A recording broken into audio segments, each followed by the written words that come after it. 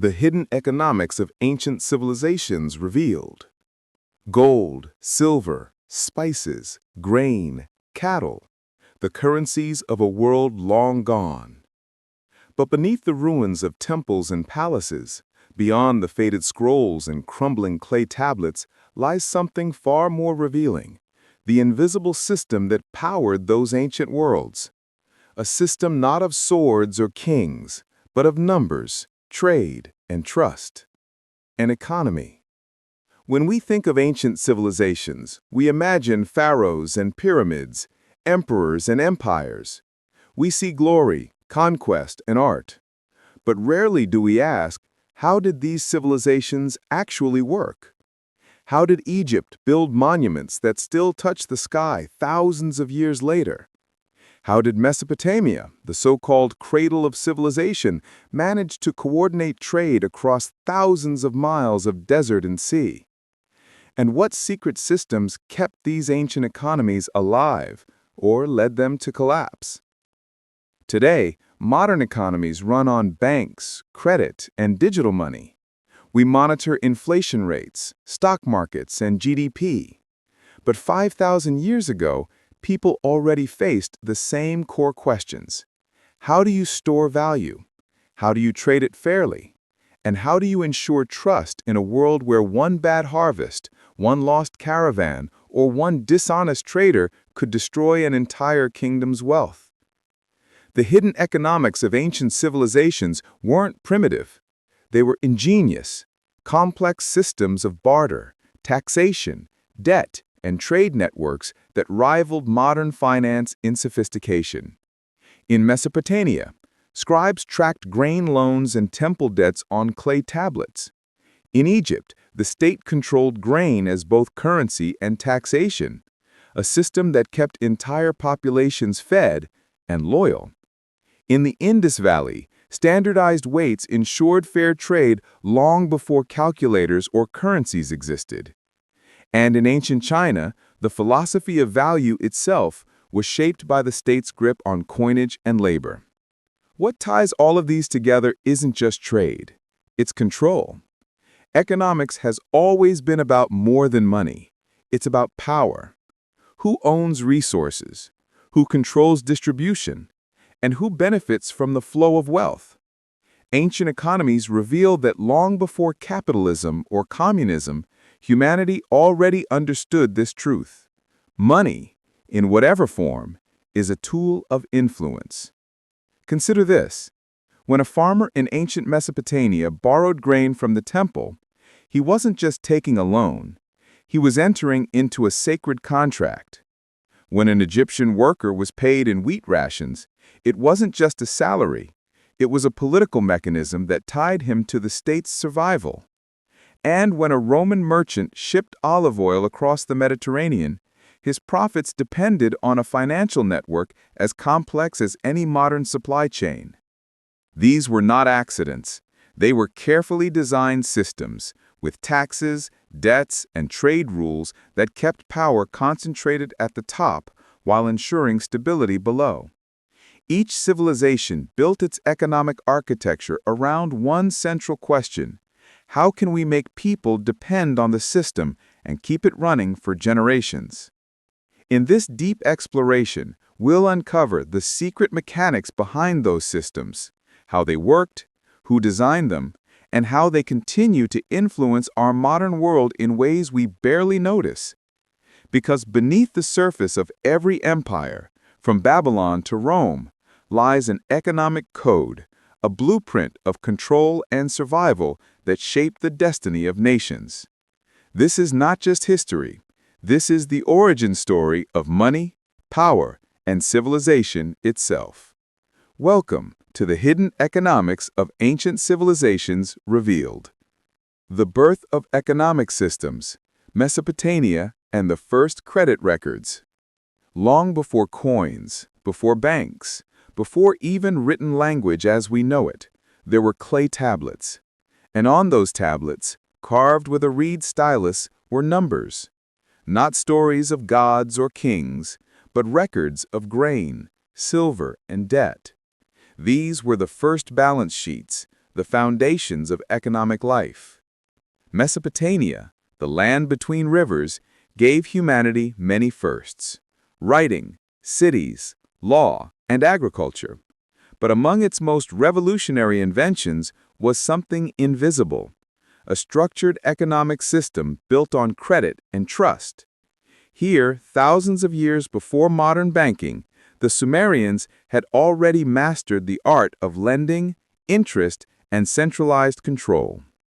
At the heart of Mesopotamian economics stood the temple, not just a place of worship, but a financial institution. Temples owned vast tracts of land, controlled harvests, managed labor, and acted as the first banks. Farmers deposited their grain in temple storehouses, where it was measured, recorded, and lent out to others in need. Each transaction was carefully inscribed onto a clay tablet, the earliest form of a ledger. And when someone borrowed grain, they were expected to repay it after the harvest, often with added interest. This was not a casual exchange between neighbors. It was an organized, institutionalized economy. The temples lent resources to farmers, traders, and craftsmen, ensuring that production never stopped, even in lean years. By lending and collecting, temples effectively controlled the circulation of goods, the stability of food supplies, and the social hierarchy itself.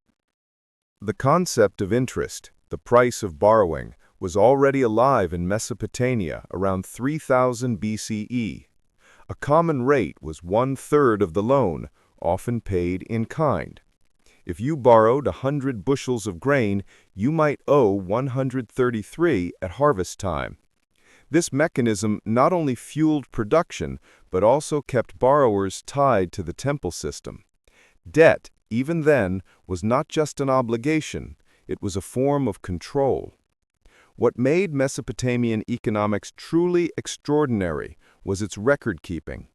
Thousands of clay tablets have been unearthed, detailing complex transactions, loans between merchants, payments for workers, contracts for land, and even receipts for temple offerings.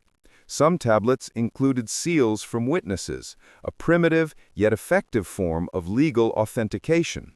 These weren't just financial notes, they were the DNA of organized civilization. But with credit came risk and exploitation. When harvests failed, debts piled up. Families unable to repay their loans sometimes lost their land, their livestock, or even their freedom. Debt slavery became a recurring issue, with people forced to serve creditors until their obligations were cleared. To prevent society from collapsing under the weight of debt, Mesopotamian kings occasionally issued debt forgiveness edicts. They wiped the slate clean, releasing citizens from their obligations, not out of kindness, but to stabilize the economy and maintain public order. This dynamic, economic growth tied to debt, followed by periodic resets, echoes eerily in modern times. Ancient Mesopotamian rulers understood what central bankers and policymakers know today. If too many people are trapped in debt, the system itself starts to break. Trade, too, flourished in Mesopotamia.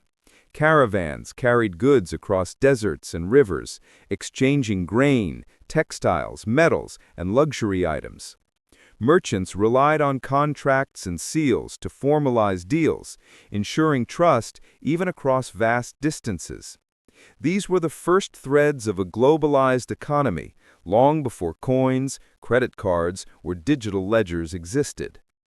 The brilliance of Mesopotamia lay not just in invention, but in foresight.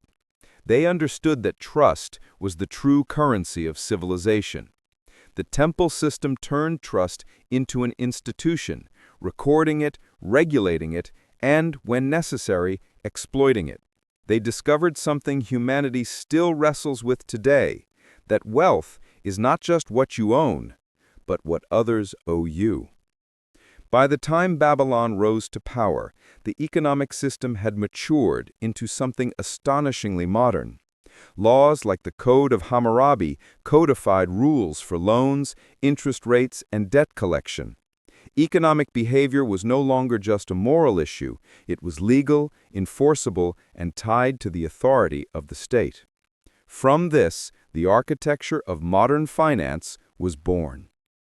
In the ruins of ancient cities, beneath the dust of time, we find not just evidence of trade, but evidence of thought. An understanding that civilization itself depends on one fragile equation: production, distribution, and trust. And it all began with those simple clay tablets, humanity's first attempt to give shape to the invisible flow of value. Egypt, the economy of the gods and the birth of state control.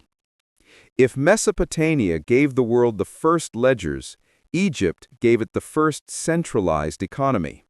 While other civilizations relied on markets and merchants, Egypt relied on something far more powerful: the state. Every grain harvested, every brick laid, every drop of the Nile counted toward one purpose: sustaining the divine order of Pharaoh. The Egyptian economy was not designed around individuals or profit. It was built around the concept of mayat, balance, order, and harmony. And to maintain that balance, Egypt developed one of the most organized, state-controlled economies in ancient history. At the core of it all was the Nile River, the lifeline of Egyptian civilization. Each year, when the river flooded, it deposited fertile silt across the farmlands. The state meticulously measured and recorded these floods, using them to determine how much grain would grow and how much tax could be collected. This was not mere bookkeeping. It was the birth of economic forecasting, using nature's rhythms to plan national resources. Every farmer worked land that technically belonged to the pharaoh, who was considered a god on earth. In return, farmers paid taxes not in coins but in kind: grain, livestock, or labor. This system created a massive state-run network of supply and distribution. The collected grain was stored in vast granaries, managed by scribes who acted as bureaucrats, accountants, and auditors, all in one. These scribes recorded every harvest, every shipment, every ration, the beating heart of an economy built on obedience and precision. What made this system extraordinary was its efficiency. Because Egypt did not rely on money in the modern sense, it avoided many of the fluctuations of markets and credit that plagued other empires. Grain became not just food, but currency. It paid workers, supplied soldiers, and stabilized the economy during famine. A worker who helped build a pyramid, for example, was compensated not with coins, but with daily rations of grain and beer, a structured wage that tied him directly to the state's resources. The pyramid projects themselves were not just monuments to the afterlife, they were economic engines. Tens of thousands of workers needed food, housing, tools, and supervision. Organizing these projects required planning on an industrial scale. It mobilized the population, redistributed wealth, and created an economy of purpose. Every brick lifted was both an offering to the gods and a demonstration of the pharaoh's control over the nation's labor. But this control had a cost. When the Nile failed to flood, when harvests faltered, the entire system trembled. Because so much depended on centralized storage and distribution, a bad season could ripple through the kingdom. Famine was not just a natural disaster, it was an economic one. Pharaohs who could not feed their people often lost divine legitimacy, leading to uprisings and collapse. Still, Egypt's model of state economics was revolutionary. It showed that wealth could be created not through competition, but coordination. The pharaoh acted as a divine accountant, balancing the cosmic books between abundance and scarcity. Every loaf of bread, every jar of beer, every block of stone carried spiritual as well as economic meaning. This deep integration of economy and religion made Egypt's system remarkably stable for millennia. Unlike Mesopotamia's cycles of boom and collapse, Egypt maintained continuity. Even as dynasties rose and fell, the structure remained. Pharaohs ruled, scribes recorded, farmers worked, and the granaries overflowed or emptied in rhythm with the Nile. There's a hidden brilliance here that modern systems still echo. Governments today regulate economies through fiscal and monetary policy. Ancient Egypt did it through divine decree and centralized management. Taxes became offerings, wages became rations, and production became worship. Economics was theology disguised as administration. Archaeologists have discovered meticulous records written on papyrus and carved into stone, receipts, payrolls, and ration lists dating back thousands of years. They reveal a society obsessed with order, precision, and accountability. Even the workers who built royal tombs had written contracts specifying their compensation in grain and oil. To break these agreements was not just a legal violation, it was an offense against Ma'at itself. This system was powerful, but fragile. When corruption crept into the bureaucracy, or when the state overreached, cracks appeared. The very system that gave Egypt stability also limited innovation. Wealth was controlled, not created. And when the central authority weakened, so too did the economy. What had once been divine order turned into bureaucratic chaos. Yet the legacy endured. Egypt taught the ancient world that control of resources was the truest form of power. It wasn't gold or armies that sustained an empire. It was the ability to feed its people, measure its wealth, and command its labor. Pharaohs understood that the foundation of every throne was built not on stone, but on grain. In this sacred balance between the spiritual and the economic, Egypt revealed a timeless truth. Civilization thrives when its economy is organized, and collapses when that order is lost. The Indus Valley, Rome, and beyond. The hidden thread of civilization. Across the vast plains of South Asia, a quiet civilization once thrived. The Indus Valley civilization, stretching from modern-day Pakistan to northwestern India. Unlike Mesopotamia or Egypt, the Indus people left behind no grand temples to kings, no glorified monuments to gods. What they left behind, instead, were cities, perfectly planned, precisely built, and astonishingly organized. Straight roads, grid systems, sewage networks, standardized bricks. Everything spoke of structure. But behind this order was something deeper, a sophisticated economic system that functioned without kings, without armies, and possibly even without written decrees of power.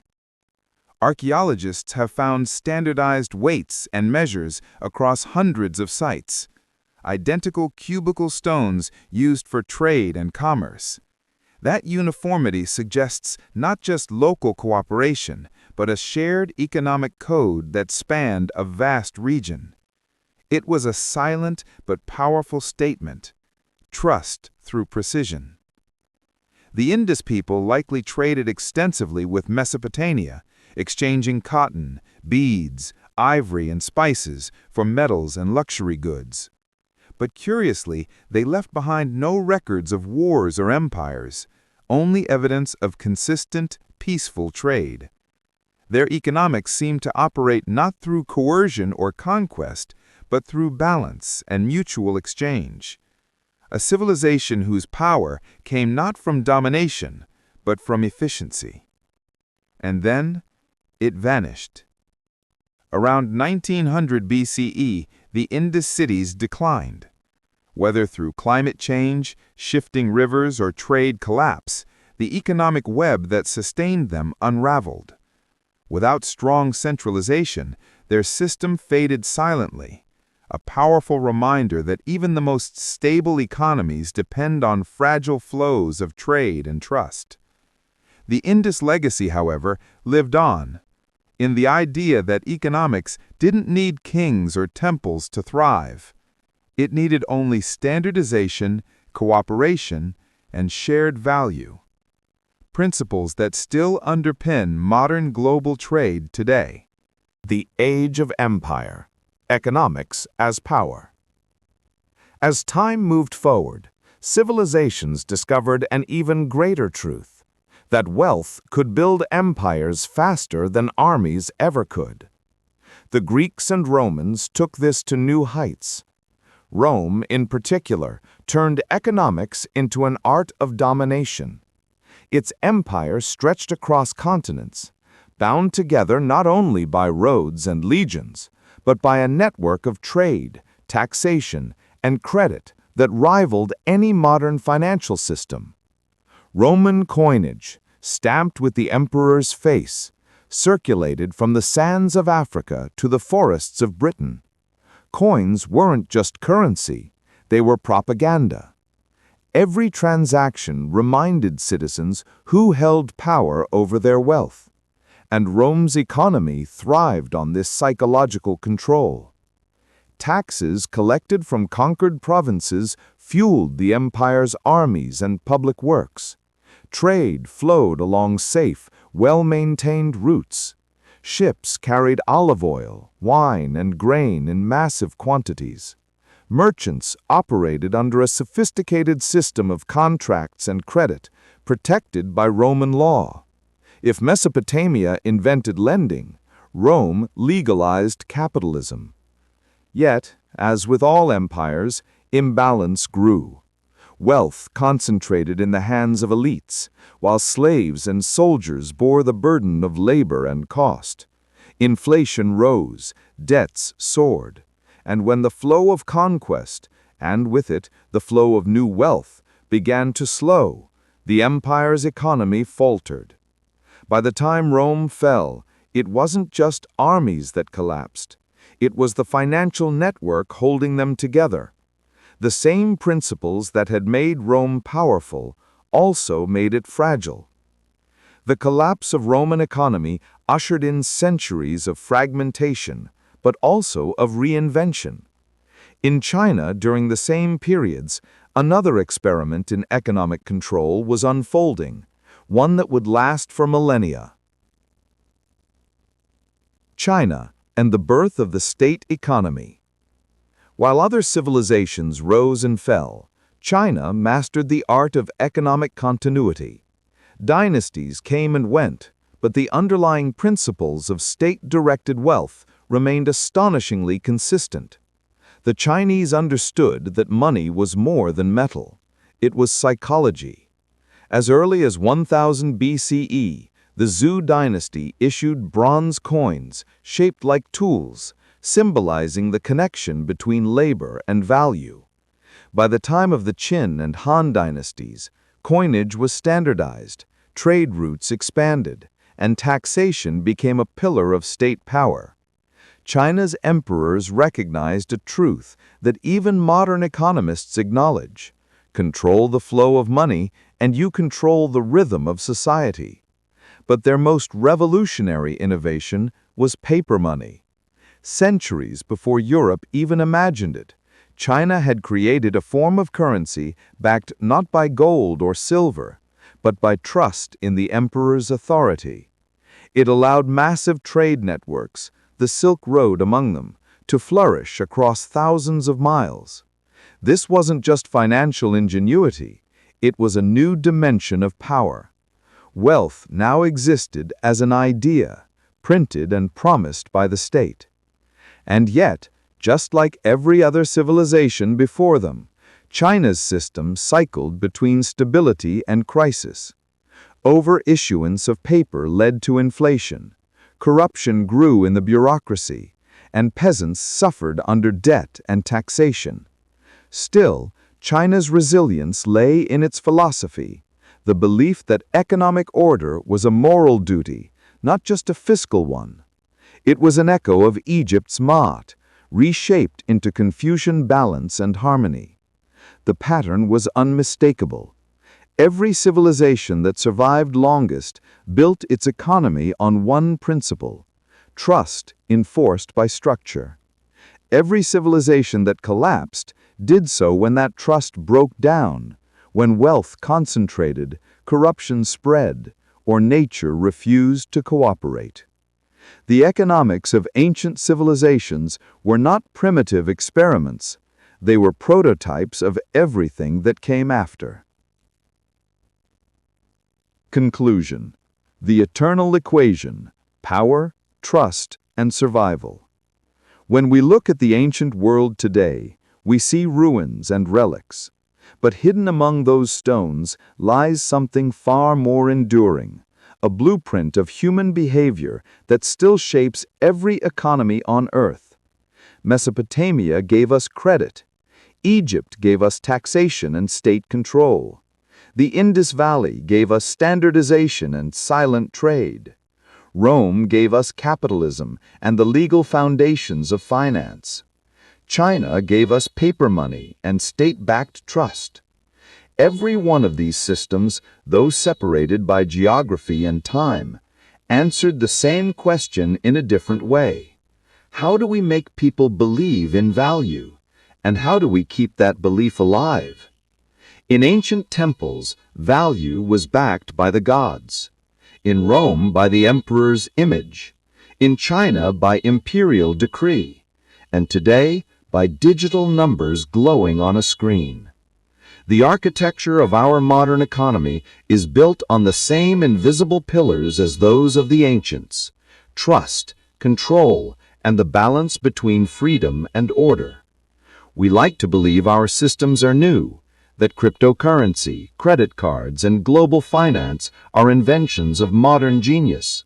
But in truth, they are echoes of clay tablets, river taxes, and merchant contracts written thousands of years ago. The story of economics is the story of humanity learning, again and again, how to manage scarcity, ambition, and fear. Every empire that rose found a way to make people believe in its system. Every empire that fell lost that belief. In the end, economics is not about money. It is about trust. The fragile agreement that what we value today will still be valuable tomorrow. That trust built cities, empires, and civilizations. And when it shattered, those civilizations turned to dust. So the next time we marvel at the pyramids, the ziggurats, or the ruins of Rome, we should see them not only as monuments of power, but as monuments of economics. Each stone, each inscription, is a record of transactions, taxes, debts, and dreams. They are the ledgers of humanity's greatest experiment: how to organize ourselves through the invisible logic of value. The hidden economics of the ancient world remind us that progress is never linear. Every gain carries a cost, every abundance hides a risk, and every empire, ancient or modern, balances on the same knife's edge between prosperity and collapse. Civilizations rise not just when they build, but when they believe. They fall not when they are conquered, but when they stop trusting the very systems that once united them. This is the eternal equation, the story written not in gold, but in clay, grain, and ink. The story of how the world's first accountants, farmers, and merchants built the framework of everything we now call civilization. The hidden economics of the ancient world are not lost. They live within every paycheck, every tax, every transaction we make. Because thousands of years later, the same truth remains. Money is not metal, it is memory.